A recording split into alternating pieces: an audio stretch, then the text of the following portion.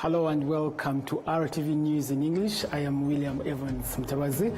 Let's take a look at what is happening in the headlines tonight.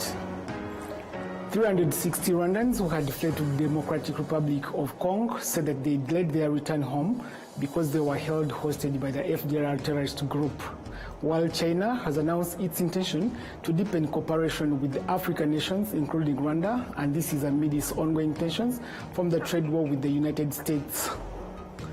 Romania's presidential race heads to a crucial runoff between the far-right candidate George Simeon and pro-EU centrist Nioka Dan.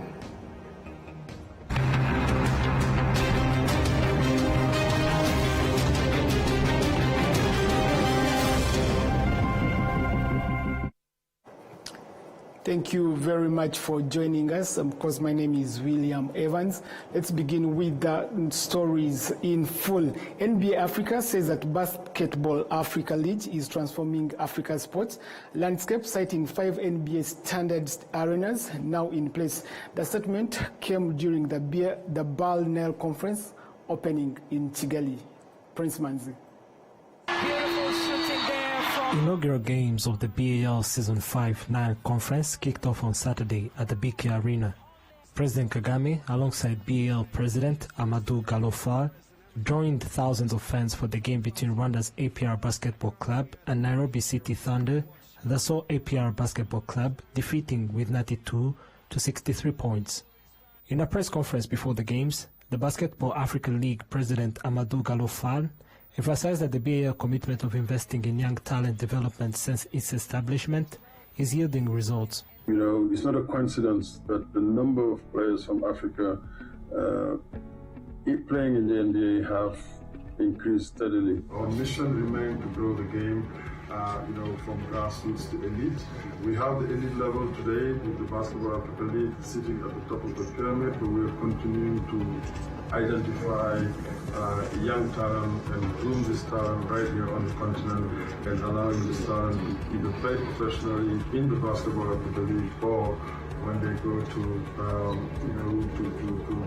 other leagues, there has to be at the ultimate level. So that's what this league have been able to do in a short period of time that it existed. The growth of the BAL in shaping Africa's sports sector is not only impacting the talents, but also the development of countries and other sectors, as elaborated by Claire Kamanzi, the Chief Executive Officer of the NBA Africa. Today we have about 5 arenas on the continent that are ready with the standards of NBA to play.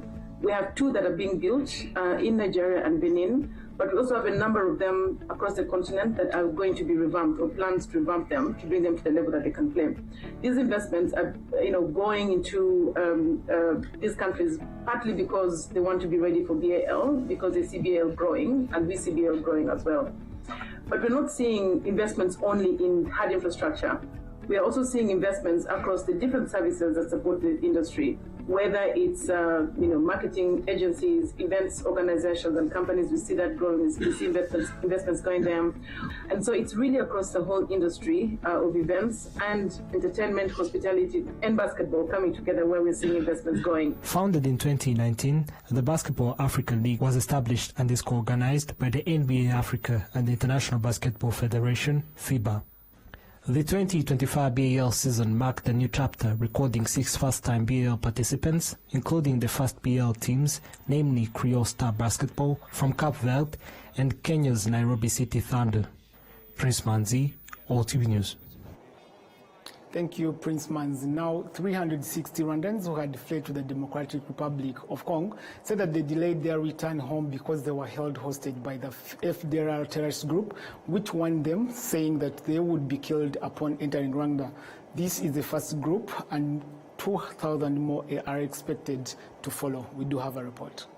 At Lakonishi border post in Rubavu district, the UN refugee agents, UNHCR, officially handed over 360 Rwandans to the government of Rwanda. These had fled to the Democratic Republic of Congo in 1994. The returnees came with household belongings, with some appearing to have recently fled from eastern Congo, while others were born and raised there, including parents with children. When asked what delayed their return, they said they had been held hostage by the FDLR terrorist group. batubwira ko mu Rwanda ko They told us that a Rwandan who had been in Congo upon arrival in Rwanda is considered and treated as a rebel. Many feared returning. We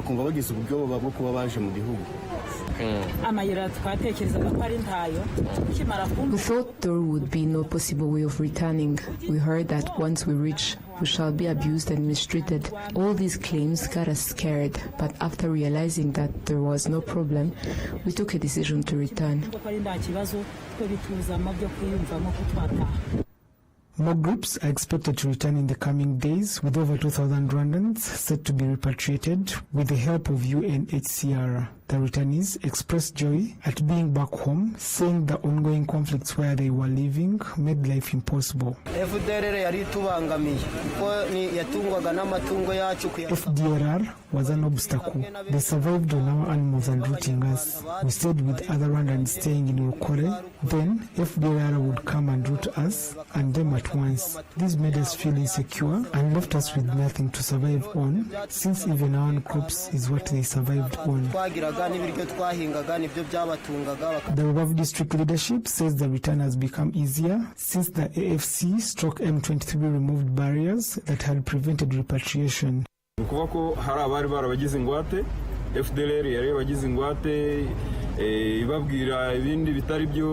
This is to say that FDLR has been holding these as hostages and was telling them lies about Rwanda and how they would get killed if they returned. They also tried cultivating divisions in them, but all these have now been solved. M23 occupied several parts and no one is now being stopped from returning home.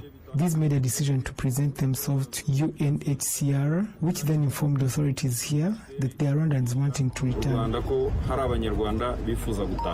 The returnees were provided with coastal buses that transported them to Chijote temporary camp, where they will stay for 2 weeks before being relocated to their home areas. The national identification agents will assist them in verifying their identities and places of origin. Preliminary information obtained by RBA through interviews indicated that most returnees originate from former Gisenyi prefecture. China has announced its intention to deepen cooperation with African nations, including Rwanda, and this is amidst the ongoing tensions from the trade war with the United States. Now, Chinese officials in Rwanda have reaffirmed their country's strong commitment to strengthening the long-standing relations and economic partnership with Rwanda, with a particular focus on the trade and development. We do have a report. A report by the National Institute of Statistics of Rwanda shows that in the fourth quarter of 2024, Rwanda's exports to China were valued at $20.43 million, which represents a 3.02% increase compared to the same period the previous year. China remains the top country from which Rwanda imports goods. In the fourth quarter of 2024, Rwanda imported products from China worth $303.26 million. Chinese diplomats in Rwanda pointed that this partnership will continue to be strengthened. Lin Hang, the chargé d'affaires at the Chinese embassy in Rwanda, also affirms China's willingness to collaborate with other nations. The relations between Rwanda and China remains strong. Earlier this year, the two countries signed agreements worth over $47 million, a further indication of their growing cooperation, as explained by Yusuf Murangwa, the Minister of Finance and Economic Planning. As we know, we have a strong and long-standing relationship with China. China's partnership with Rwanda is visible in sectors such as infrastructure, education, health, and mining. To date, the Chinese government has provided Rwanda with support and loans totaling approximately $600 million, and this includes $450 million in loans and $150 million in grants. According to a report from the Rwanda Development Board, Chinese investors topped the list of foreign investors in Rwanda. Last year, they invested $460 million into the Rwandan economy. Olive Nete, RTV News. Thank you, Olive. Marie-Ange Mukagahima, a young Rwandan woman, is turning pumpkin and avocado seeds into oil and food products after winning a Youth Connect competition. She expanded her business, and now she's urging fellow youths and women to take advantage of government support to reach their dreams and goals. We do have a report. Marie-Ange Mukagahima grew up with a passion for cooking, especially using produce commonly found in home gardens. This inspired her to start transforming pumpkins into valuable products. aho nakomokaga habaga ibihaza ubwo nageragezaga kureba ikintu kidasanzwe gihari. Where I came from, pumpkins are everywhere. I realized they were underutilized, mainly cooked with beans, but they grow easily and in abundance. So we decided to make durable marketable products like seed oil, roasted seeds and pumpkin flour. Inzuzi zikaranze, ifu y'inzuzi ndetse n'ifu y'ibihaza. She discovered the opportunities provided by the government to support youth entrepreneurship through initiatives like Youth Connect. However, she stresses that success requires more than just waiting for help. It starts with taking initiative and having a solid project. Ntabwo nakoze business kubera ko haje Youth Connect. I didn't start the business because of Youth Connect. It found me already working. With a plan in place, the program came to enhance what I was already engaged in. This support, she now employs others, and her employees say the jobs have changed their lives and enabled them to support their families too. I've gained nutrition knowledge, and the products we make at Sima have health benefits. On top of that, I earn enough to support my child's schooling, provide for my family and save. After finishing secondary school, this job helped me grow. I am now paying my own university tuition.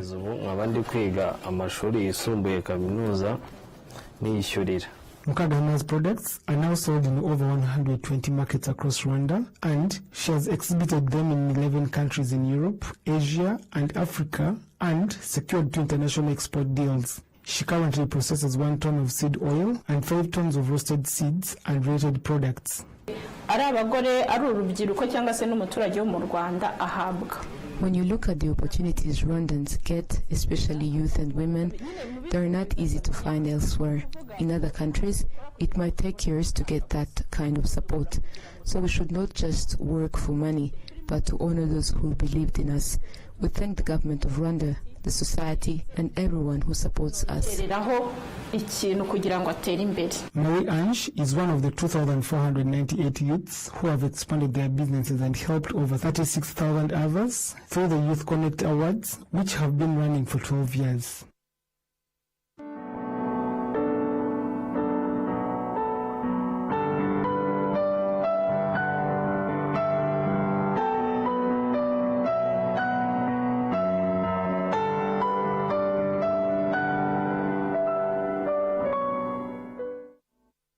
The Director General of Rwanda Basic Education Board, Dr. Nelson Mbarushimana, is calling on educators to actively teach the history of the 1994 genocide against the Tutsi, with the goal of ensuring that such atrocities never happen again.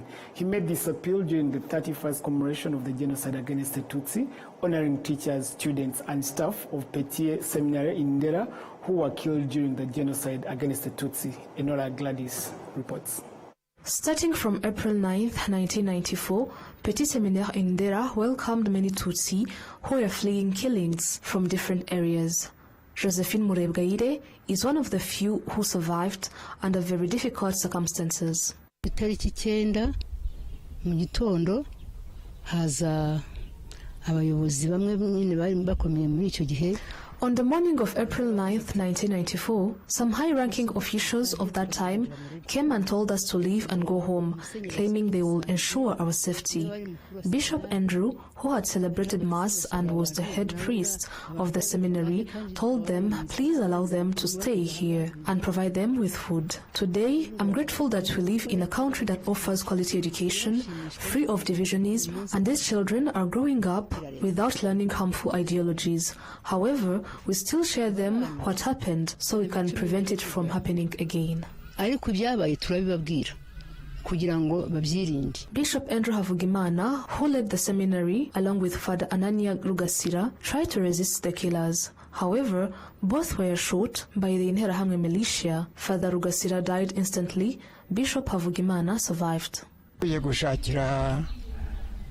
Abakomerekejwe n'Interahamwe imiti I had gone out to get medicine for those who were injured by Interahamwe. A pickup truck followed me with Interahamwe inside. I told them there was no way I would show them where people were hiding so they can kill them. That is when they shot me in the shoulders and ribs. I still carry the wounds to this day.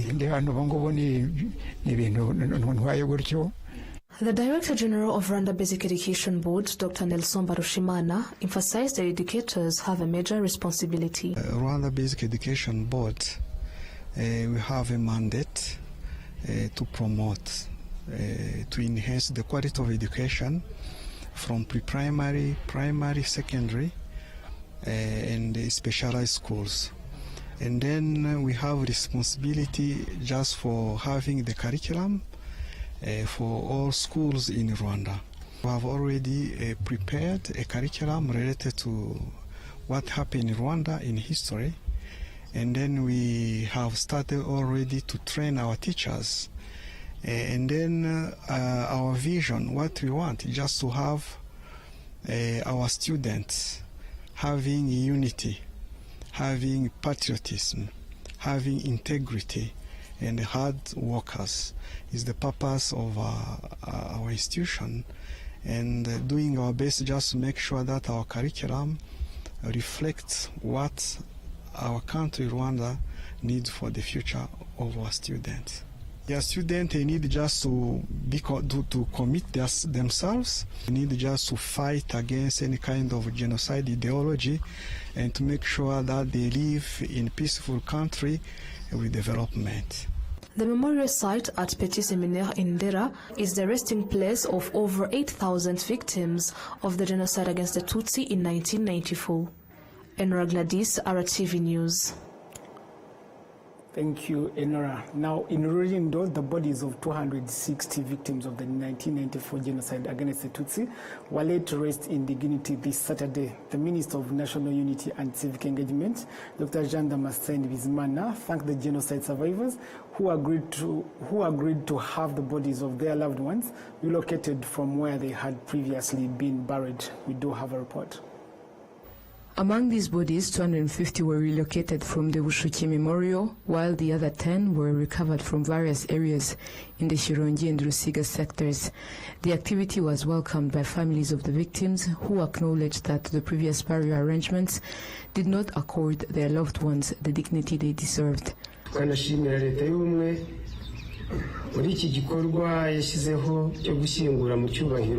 We thank our government for establishing this important initiative of providing a dignified burial to our loved ones who were killed during the 1994 genocide against the Tutsi. While we had previously known that those buried at Bushoki Memorial were laid to rest with respect, it still did not fully meet the standards we had hoped for. We especially extend our gratitude to the leadership of our district for their committed efforts. They went further to identify others who had not been buried with dignity that were found in Rusiga and Shirongi sectors, and these victims will now also be laid to rest with the honor they deserve.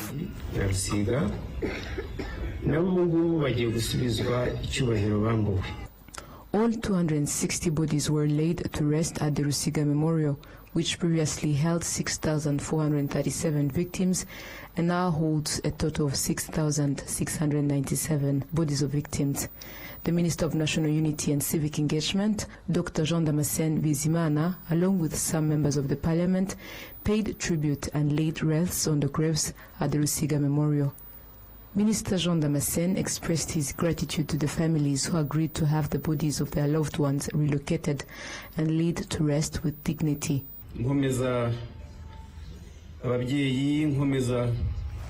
I also thank the leadership of the Northern Province, particularly Rulindo District, and the families of the people that were relocated here today for organizing this important activity. I'm also grateful for the decision to merge the Bushoki Memorial with the one here in Rusiga. This is a commendable initiative that will help preserve the history for generations to come in alignment with the leadership's capacity and vision. As part of the memorial site consolidation program, Rulindo district will retain 6 memorials out of the 9 it previously had.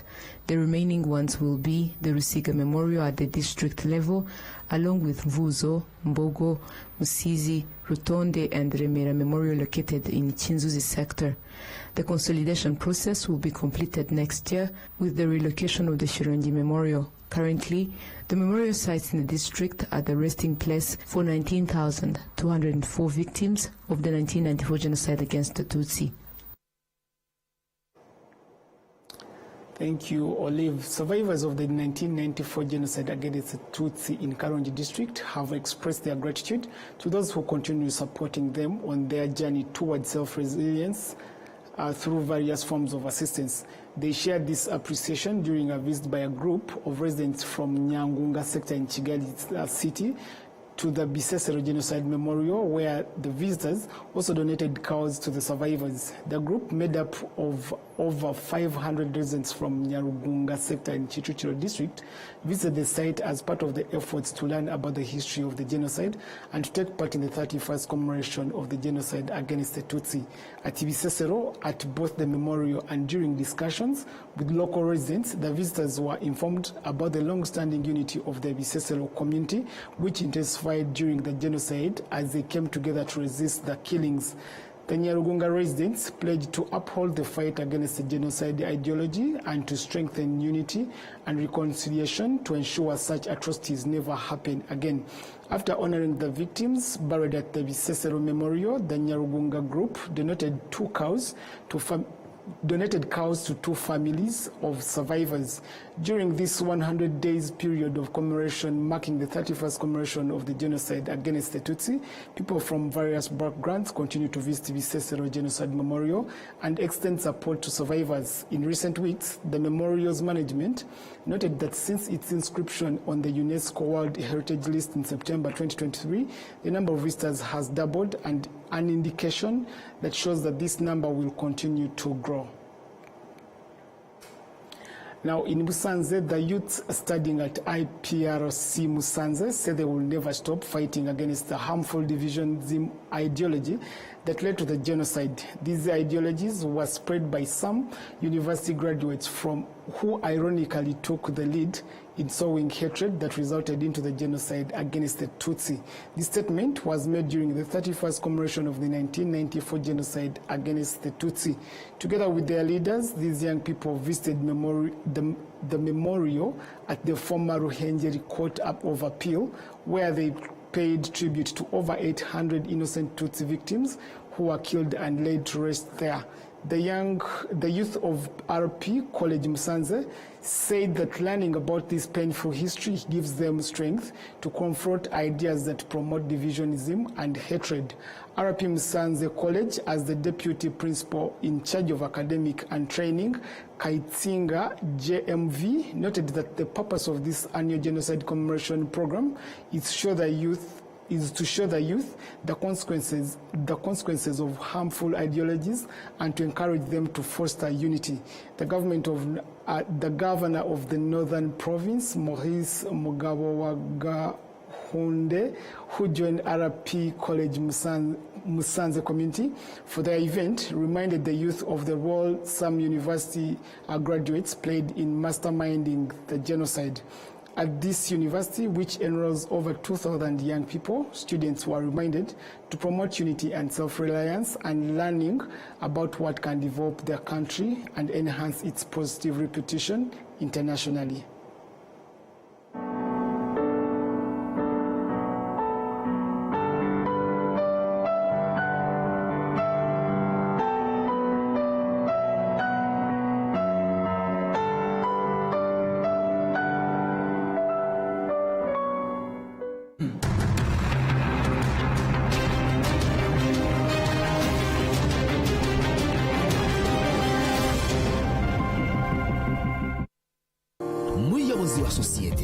Turakwibutsa ko buri sosiyete isabwa n'itegeko kubika ibitabo bya sosiyete ndetse no gushyikiriza RDB amakuru abikubiyemo.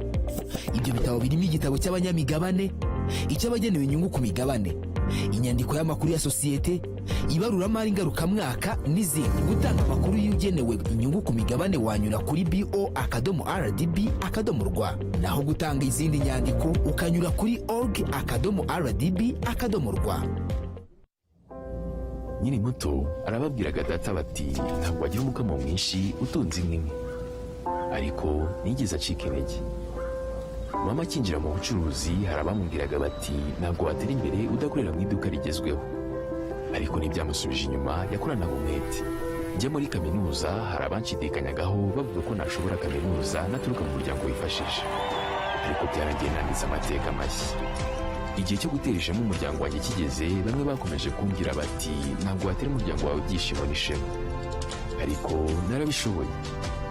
Hari abakekaga ko nasigira umurage ukomeye abankomokaho, ariko ubu mfite uruganda rutunganya amata. Banki ya Kigali yabaye umufatanyabikorwa wanjye mu rugendo rwose, inzozi zanjye ziba impamo. Bigereho.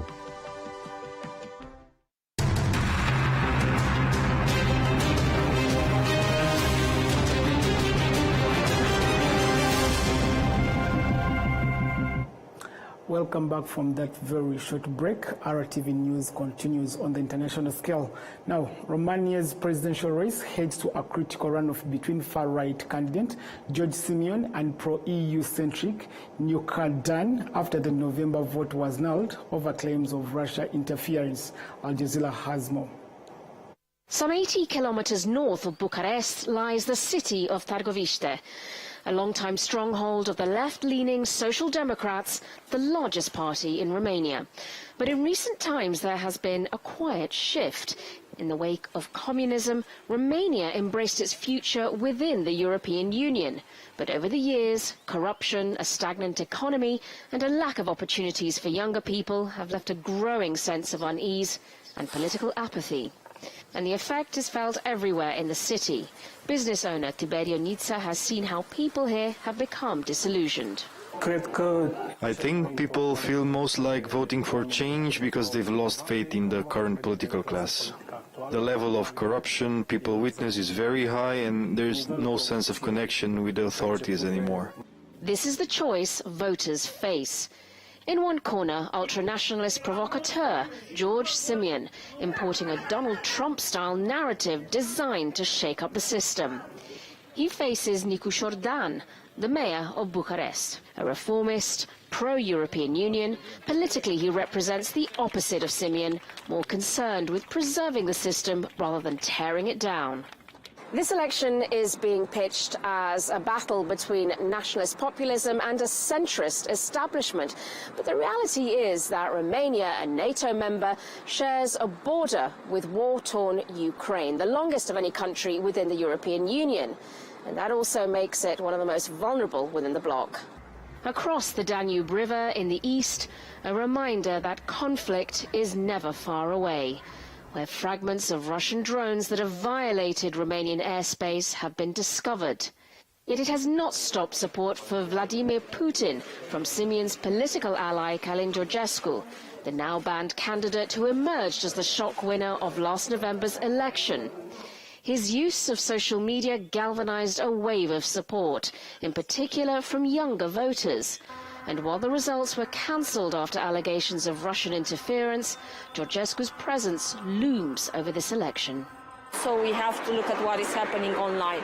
And there we have seen a lot of misinformation, we have seen a lot of inauthentic behavior and coordinated inauthentic behavior. We've seen allegations of foreign interference in our elections. It may come down to Romania's diaspora, the fifth largest in the world, and their concerns may very well shape the course their country takes. Sonia Gallego, Al Jazeera, Bucharest. And now that report brings us to the end of tonight's edition, but before we go, let's have a look at the headlines one more time. 360 Rwandans who had fled to the Democratic Republic of Congo said they delayed their return home because they were held hostage by the FDLR terrorist group, while China has announced its intention to deepen cooperation with African nations, including Rwanda, and this is amidst ongoing tensions from the trade war with the United States. While on the international scene, Romania's presidential race heads to a crucial runoff between the far-right candidate George Simeon and pro-EU centrist Nioka Dan.